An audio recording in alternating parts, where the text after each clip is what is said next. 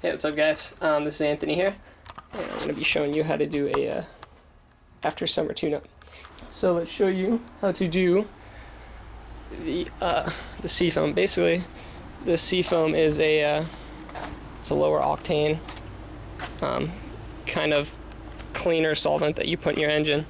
You can take, what you want to do is you split that Seafoam bottle into 3 different parts. Okay, 1/3 goes in through the PVC pipe here. So what you do is you start your engine and you let it get to full running temperature. Okay, you put 1/3 of the Seafoam in through here. All right, start it up. All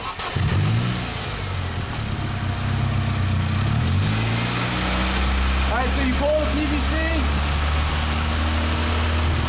and you start sucking some of this stuff in.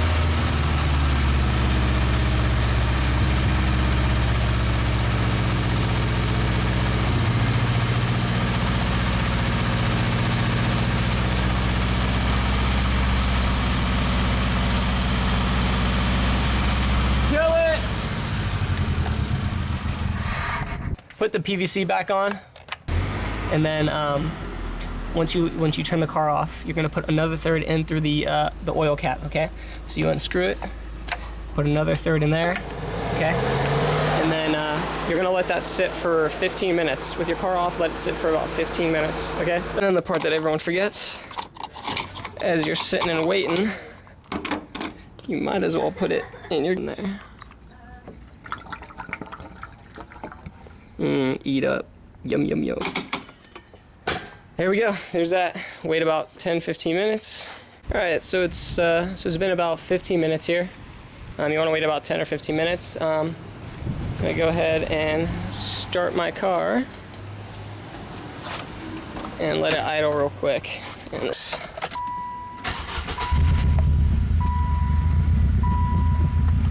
The car's going to run real funny at first. Bring your RPM up a little bit.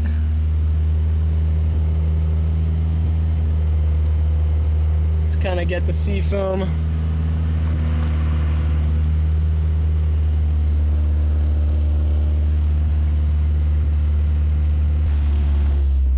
And then take it for a drive. Beat the shit out of it a little bit. You're gonna want to run your car a little bit, so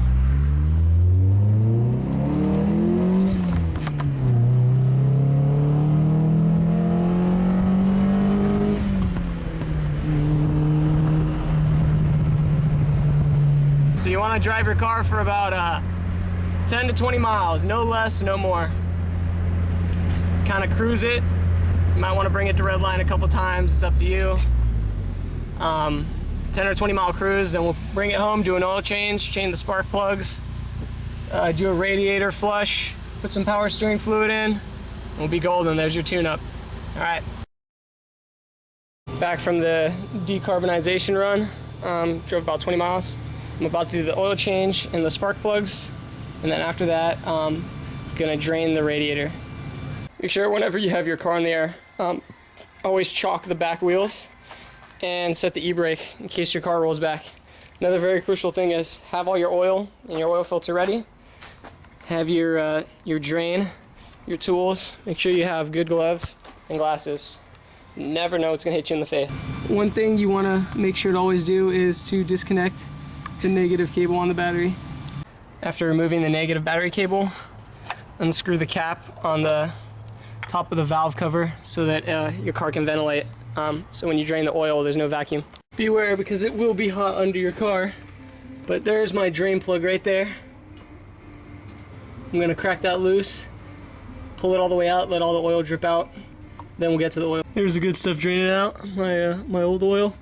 Make sure it's catching in the can there. And take your plug all the way out and make sure to clean it off. Get all the old oil off, clean it off with a rag, make sure there's no hair on it, and then apply a little new oil onto it when you put it back into the hole after everything is drained out.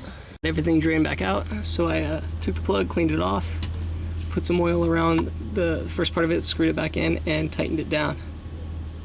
And now onto the oil filter. Take my oil filter wrench, put it around the oil filter, and loosen it up. What you do is you get your wrench around it like that, and then you loosen it from the engine. One thing you always want to remember is to make sure that this seal, that seal right here, comes off with the oil filter. Sometimes they'll stick to the engine, and when you put the new oil filter on, if you double seal it, you'll get leaks. But when you put the new one on, take some new oil and wrap it around the seal and get it inside the hole here. So when you screw the new one on, it's ready to go. All right, so that's the oil filter up there. New oil on the sealing ring, and actually you're going to want to fill your oil filter up with new oil and put it on the engine so you don't get a dry start. And then you screw it back on and do it as tight as you can with your hands. Don't use a wrench to tighten it on. It's going to stay on. Hand tighten it very tightly with your hands. All right, so that's that. Now we add the oil. Check with your manufacturer which engine oil is best for you and your car, and then you put the right amount in your cap. After you're done, check your dipstick. It's going to be light in color, so you try and get it in the sun and you'll be able to see it just fine. Fill it don't fill it over max, don't fill it under max, keep it just right. Do the plugs. When you do the plugs, you only pull one wire out at a time because you don't want to switch them up and confuse them, otherwise you'll have some major issues. Pete, you want to pull that cap off. Make sure to twist and turn it before you pull it off so that it's nice and loose and you don't rip it. There you go. That's how you pull the cap off. Always want to use a spark plug wrench because it's got a rubber gasket in there so you don't fuck up the porcelain tips. Make sure you have the right size one. You get a wrench, you drop it in there, you pull. So you drop that in the hole, find the spark plug. Make sure to keep it as straight as possible when you're turning it. So just make sure you're nice and gentle when you're pulling these things out. You don't need to pull them out at 1,000 miles an hour. And then there's your spark plug. Now with the new plugs, one thing you're going to want to do is use anti-seize and boot protector. So what you do with this shit is, you take the anti-seize, put a little on your finger, and then you put it on the spark plug right in the you don't need to use too much, just get it all the way around if you can.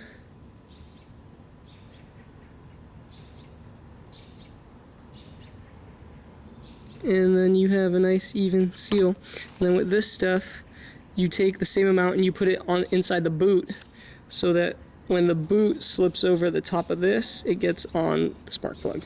When you put a plug back in, it's very crucial that you drop it straight down the hole and then gently put it in. Sure, bring it all the way in. Make sure it's hand tight. And then with your wrench, the rule of thumb with spark plugs is you're only going to need about 10 to 12 foot-pounds of torque, which means you can take your 2 fingers and tighten it. Tighten it as hard as you can with 2 fingers. That's all you need. Next step is to take a little bit of this and put it inside that hole. So just take a little dab of it, that much, and you stick it in the hole there.